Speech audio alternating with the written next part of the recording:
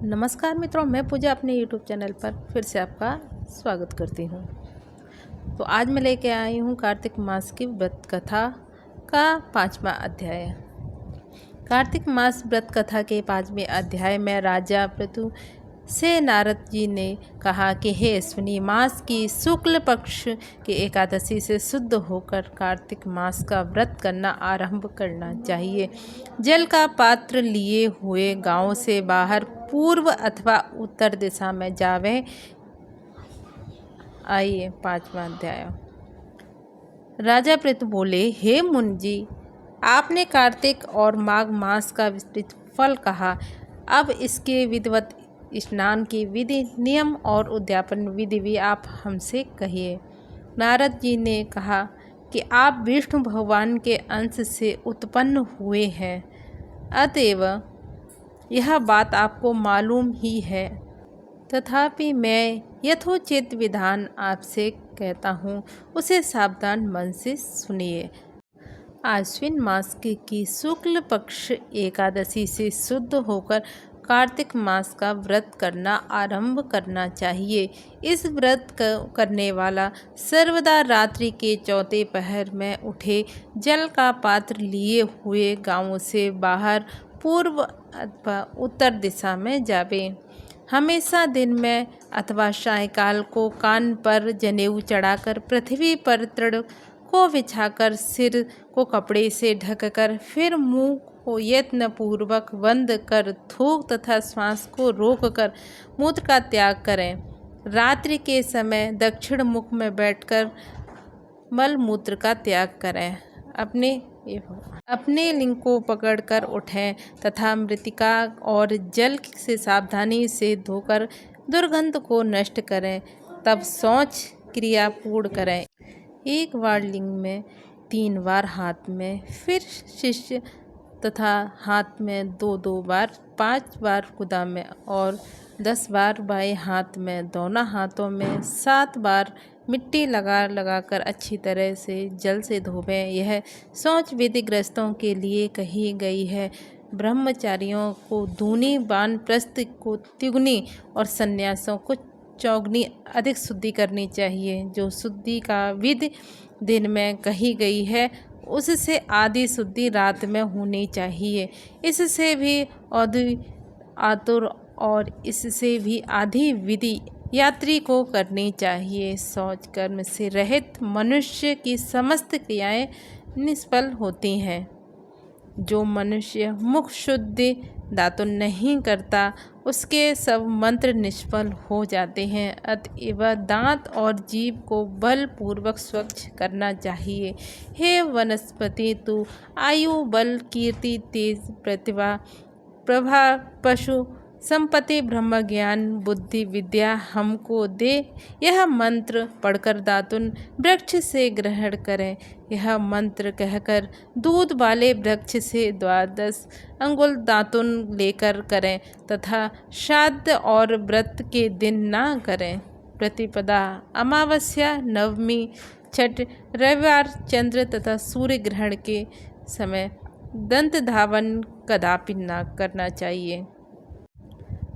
कटीले पेड़, कपास, पीपल, रेड और निर्गंध वृक्षों की दातुन नहीं करें। तत्पश्चात फूल, माला, चंदन और पान इत्यादि पूजन सामग्री लेकर प्रसन्न मन हो भक्तिपूर्वक विष्णु भगवान अथवा शिवजी के मंदिर जाएं। वहां देवताओं का अर्घ्य, आचमनीय आदि वस्तुओं से अलग अलग पूजा कर, प्रार्थना तथा प्रणाम कर नृत्यादि मंगल कृत्य करें। फिर ताल, वेण, मृदंग आदि को बजावें, गावें और नर्तकों के साथ नाचें। फिर माला, चंदन, तांबूल से उन गायकों का भी पूजन करें जो गा आए हों, क्योंकि देव दर्शन में गाने वाले ही साक्षात विष्णु भगवान की ही मूर्ति है। ये लोग सतयुगादिकों में भगवान विष्णु को तपस्या, योग और दान द्वारा प्रसन्न करते थे, किन कलयुग में अनुराग सहित भगवत गान है। भगवान को प्रसन्न करने के लिए प्रधान माना गया है।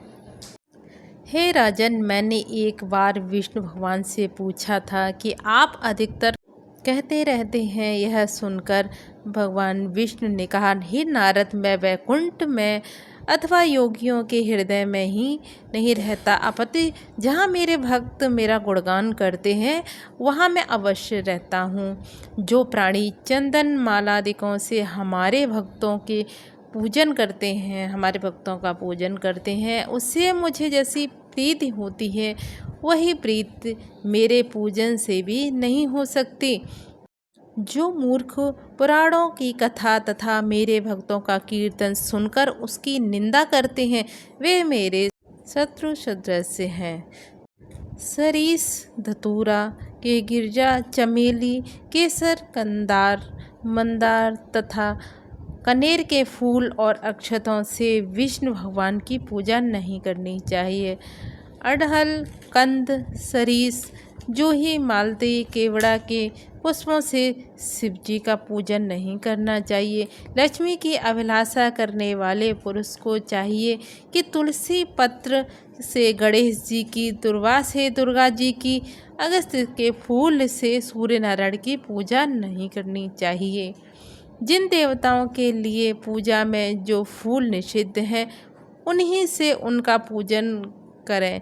इस प्रकार पूजन समाप्ति के पश्चात देवादिदेव विष्णु भगवान क्षमा याचना करें। हे सुरेश्वर, हे देव, मेरे पास न मंत्र है और न क्रिया, भक्ति से भी मैं हीन हूँ। जो कुछ भी आपकी पूजा मैंने की है आप हमारी उस पूजा को पूर्ण करें।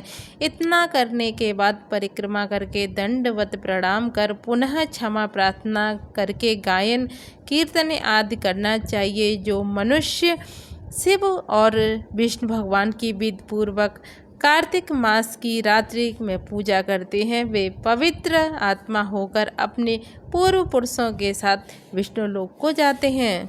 यह 5वां अध्याय समाप्त होता है। 6वें अध्याय के लिए आप हमें सब्सक्राइब कर लीजिए।